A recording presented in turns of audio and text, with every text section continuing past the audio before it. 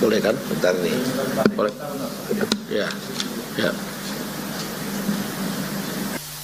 Kalau saya kan nggak bisa telepon, beliau yang bisa telepon. Uang bukan masalah utama sebetulnya. Tapi kami kirim ke semua daerah di Aceh ya. Tanggal 2 tuh udah kita kirim semua. Provinsi 147 miliar, Aceh Barat 50 dan lain-lain. Tambiang seperti saya bilang tadi, sampai kota Subulus Salam itu 20 miliar ya. Kita kirim, sudah kirim di bulan Januari itu untuk Aceh saja 1,279 triliun. Jadi mereka cukup cash untuk gerak lah kalau mau. Tapi sepertinya kendalanya bukan cash aja. Seperti tadi administrasi yang tadi membuat mereka lambat juga. Jadi nggak masalah itu untuk cash. Ini jadi sekarang setiap bulan tuh setiap awal bulan kita kirim ke daerah Banjar langsung tanpa permintaan ya. Tanpa surat permintaan kita kirim sesuai dengan data setahun sebelumnya. Dari situ kita prediksi. Jadi mereka nggak akan ada kekurangan dana untuk itu.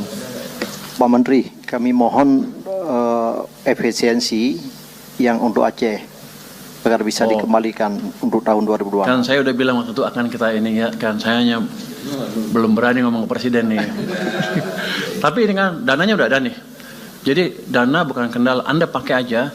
Nanti saya pasti ngomong atau minta aja Pak Ketua yang ngomong tuh. Pasti lebih cepat. Saya pikir kalau Bapak bisa mutusin sekarang ya kita. Tapi mesti lapor ke presiden apa ya? Bapak lapor ke presiden lah. Saya lapor dikit-dikit. Jadi tapi udah dihitung di kita, hitungannya kita bisa efisiensi kita hilangkan jadi sama dengan tahun lalu. Untuk Aceh ada tambahan 1,7 triliun, 1,8 triliun untuk wilayah Aceh. Karena ini kan daerah bencana, harusnya nggak ada masalah. Jadi menurut saya posisinya seperti itu. Terus untuk pasca bencana kan estimasi awal kebutuhannya 51 triliun. Yang saya dapat sampai sekarang ya. Itu bisa dipenuhi dari pemanfaatan alokasi hasil prioritasi. Ya itulah prioritasi APBN itu sekitar 50 triliun lebih. Itu uang-uang yang untuk rapat-rapat nggak jelas saya bilang dulu. Kita juga relokasi anggaran untuk infrastruktur, kementerian lembaga dan infrastruktur 2026. Ini diprioritaskan untuk pembangunan kembali infrastruktur di 3 provinsi yang terdampak ini. Kemudian saya bilang tadi BNPB punya cadangan 5 triliun. Tapi saya usul ke kementerian lembaga kayak PU yang lain-lain, kalau ada punya proyek yang di Aceh dipercepat aja. Semua kementerian lembaga jadi nggak ada masalah. Masalah bos dari Kemendikbud tadi Disdasbud ya? Apa? Dasmen. Gandeng dulu ya. Soalnya saya zaman dulu. Taunya Dikbud aja, Dikdasmen. Bos itu pasti kita carikan setelah kita menerima permintaan dari Anda. Jadi Anda percepat permintaannya ke saya, langsung saya keluarkan itu bosnya. Jadi harusnya saya yang balik tanya ke Anda. Untuk Aceh, tolong dipercepat supaya bisa saya keluarkan lebih cepat. Suratnya sudah dikirim Pak Menteri. Sudah dikirim suratnya. Kapan itu? Pak Dirjen. Kapan? Tanggal 7. Tanggal 7? Betul Pak. Tanggal 7 ya Pak? Ya 2 hari yang lalu. Oh, harusnya tanggal 31 Desember. Tanggal 2 saya keluarin. Pak Menteri. Kalau gitu Anda boleh protes. Kalau sekarang masih baru masih. Yang tadi yang diusulkan tuh efisiensi yang transfer ke Aceh. TKD. Yang TKD. Ya. Jadi permohonan untuk Tidak dipotong seperti wilayah lain. Oke. Itu kan potongnya cukup besar. Anda kena berapa rata-rata? 30, 40%?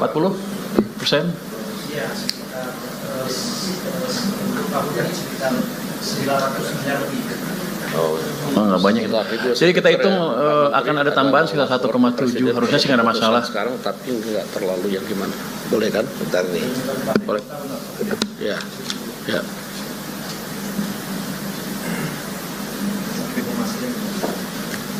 Bentar.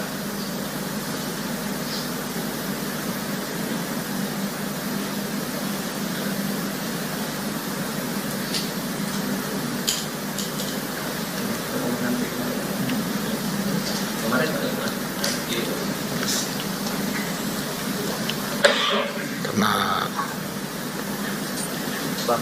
ya.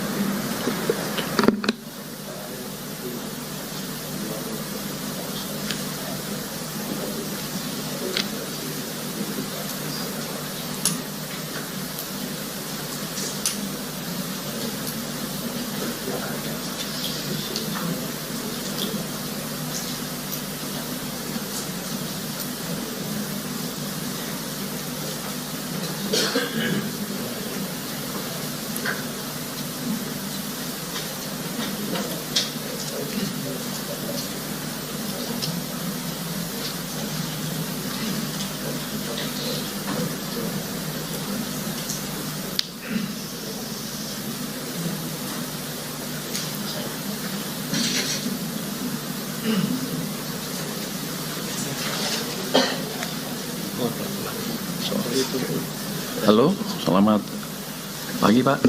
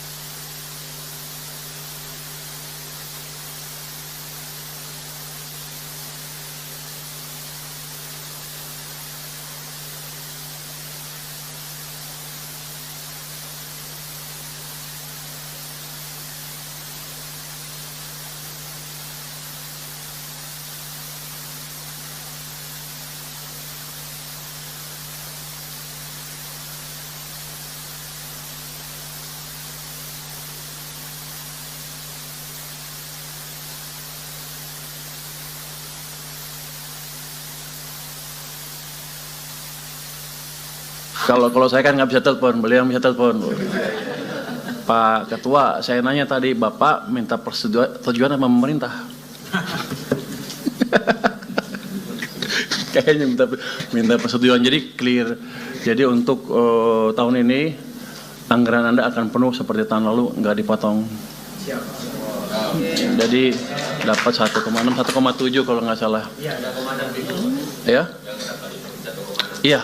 Dulu kan saya janji saya mau bicara, belum sempat kesana sini soalnya barusan Pak Ketua udah telepon dan Pak Presiden bilang setuju. Jadi aman Anda semuanya. Ini tindak lanjut rapat kemarin ya, yang saya lalai baru Pak Ketua yang menjalankan. Terima kasih Pak Ketua. Tapi udah kita hitung semuanya secara anggaran bisa, nggak ada masalah. Terus saya mungkin bicara sedikit Pak tentang ini. Kepres Satgas Percepatan Rehabilitasi. Ini saya cuma mau bacakan sedikit mekanismenya karena banyak yang bingung, saya juga bingung sebetulnya awalnya. Yang saya perlu bacakan di sini, mekanisme kerjanya adalah usulan dari masing-masing bidang disampaikan ketua bidang kepada ketua tim pelaksana. Nanti ketua tim pelaksana menyampaikan usulan kepada ketua tim pengarah untuk ditetapkan. Agak bertele-tele juga ya, tapi kayaknya begini ini prosedurnya ya.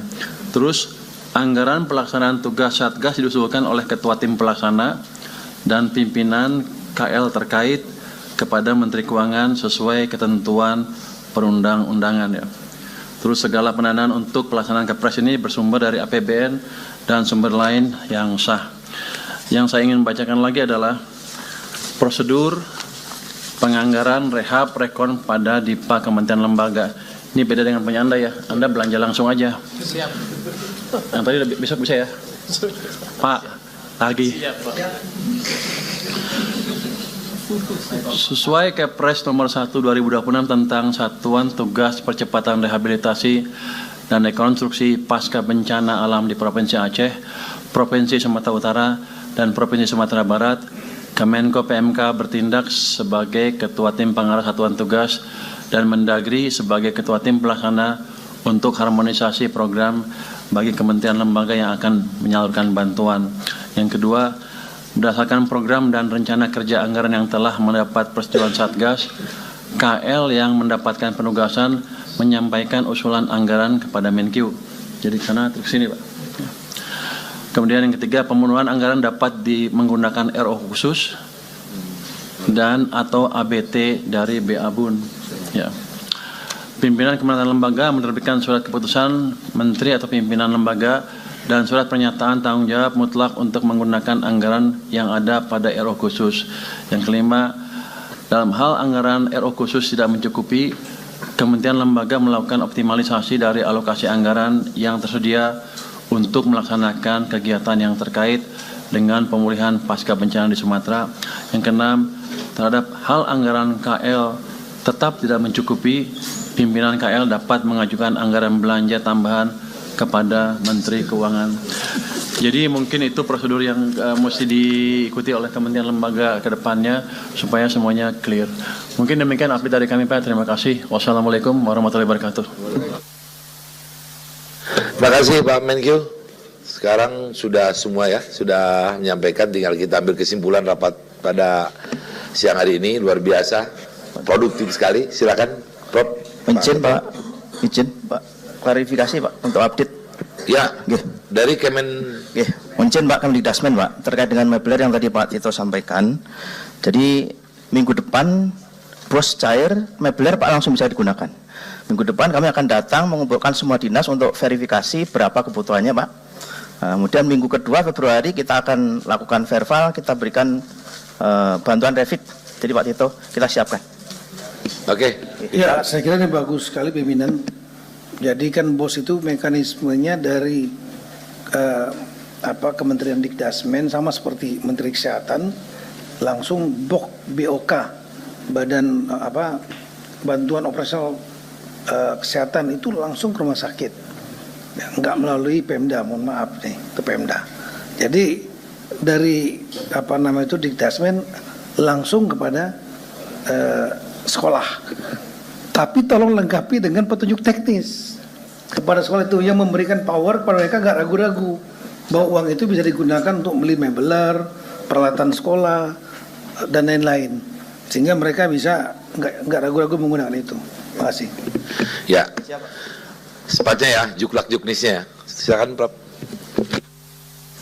Baik, terima kasih. Sampailah kemudian kita pada kesimpulan rapat. Saya ucapkan terima kasih atas kehadiran Bapak-Bapak, Ibu-Ibu sekalian dalam rapat bersama pada hari ini. Dengan kesimpulan rapat sebagai berikut. 1. Bahwa pertanggal 10 Januari pemulihan pasca bencana Sumatera pelaksanaannya oleh Satgas Percepatan Rehabilitasi dan Rekonstruksi Pasca Bencana yang dibentuk oleh pemerintah dipimpin oleh Bapak Tito Karnavian, sehingga Satgas Pemulihan Bencana Pasca Bencana Sumatera DPR akan menjalankan fungsi legislatif di bidang anggaran, pengawasan, regulasi, dan koordinasi.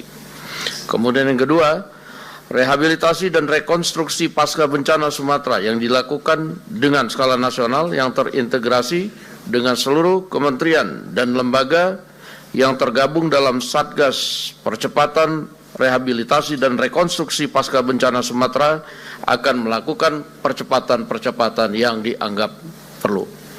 3. Satgas pemerintah dan Satgas DPR menargetkan sebelum puasa roda pemerintahan di seluruh daerah di Sumatera yang terdampak sudah dapat berjalan normal. Dan seluruh daerah terdampak telah tersentuh secara bertahap dan dapat dimaksimalkan agar dapat selesai tertanggulangi, diusahakan sebelum Lebaran. Demikian kesimpulan rapat kita pada hari ini. Saya ucapkan terima kasih. Wabillahi taufiq wal hidayah. Wassalamualaikum warahmatullahi wabarakatuh. Waalaikumsalam warahmatullahi wabarakatuh.